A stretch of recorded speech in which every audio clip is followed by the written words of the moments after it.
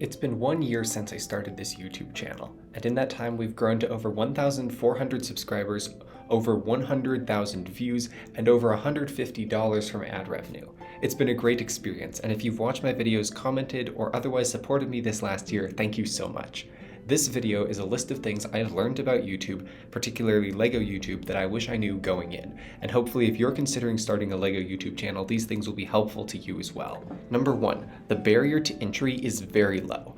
I make my videos using footage I record on an iPhone SE or images that I pull from the internet. My audio is recorded on the same iPhone. I then edit these videos and images together in iMovie, which is a free editing software that comes on every Mac computer. But if you have a Windows machine, you can use VDSC or Kden Live, both of which are free.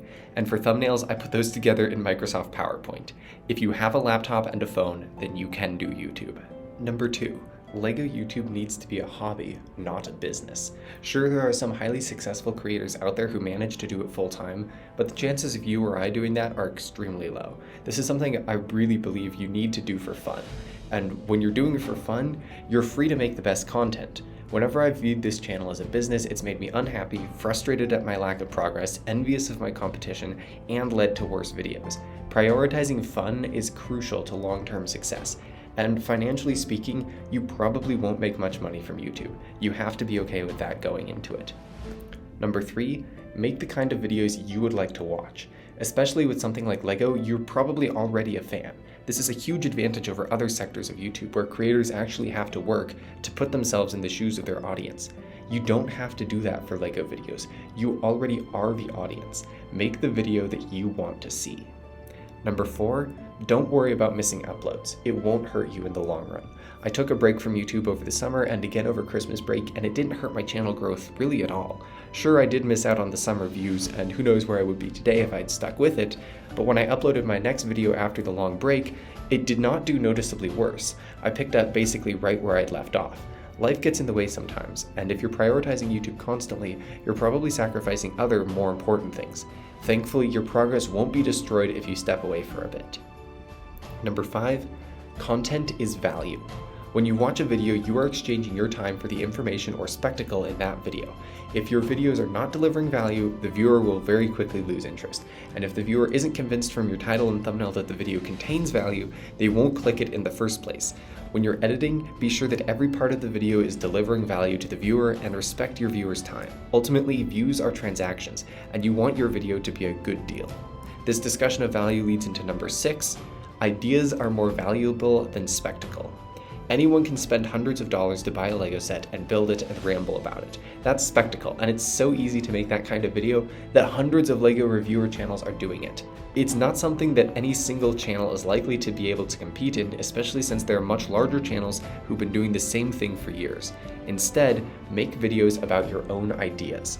Ideas are valuable because they're important and somewhat rare. If you can articulate a detailed idea, other people will want to listen. And best of all, the only person who can make a video about your idea is you. My best videos have been videos that just started as a random idea I had. Those videos had fairly basic editing and visuals and were more of a video essay than anything else. In contrast, the videos that cost me the most to make underperformed. Ideas are more valuable than spectacle. Number 7, subscribers are not everything. They're not even that much. Subscribers are people who like your content enough to want to see more from you, and getting to the 1,000 subscribers is necessary for hitting that monetization threshold. That said, after being monetized, subscriber count matters a lot less. Your monetization is based on views, not subscribers, and not everyone who subscribed a year ago is interested in watching your videos today. You should never select that option to push video to subscribers and notify them, because they might not actually watch LEGO videos anymore. And if they do, the algorithm will serve them your video anyways.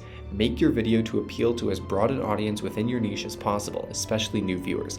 Subscriber counts are not indicative of your channel's success.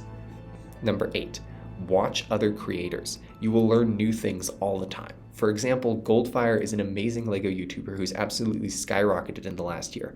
I watched his videos and I learned that minifigs are a cheat code in thumbnails and audience retention. The LEGO YouTube audience just loves looking at minifigures. I also learned that community posts are a great way to engage an audience, and some tips on making clearer thumbnails. You should never be afraid of so-called competition. They can make you better and they can inspire you to keep working. And YouTube views are not zero-sum either. If I make a video, and Goldfire makes a video, and FitBricks makes a video, and they all appeal to the same audience, chances are that the same viewer will watch all of them. Another YouTuber's success does not mean you will be less successful. Number 9. The algorithm is not your enemy. The algorithm wants to show viewers the best video for them. It is an aggregation of the choices of millions of people every day. If people like your video, if they click on it and watch it, the algorithm will send it to more people like them. The algorithm wants people to watch videos. If your video is underperforming, do not blame the algorithm. Examine why people are not clicking on it as much. A lot of that has to do with your title and thumbnail. Everything you've heard about the importance of a good title and thumbnail is 100% true. Bad presentation kills videos, even if the content is good. Number 10.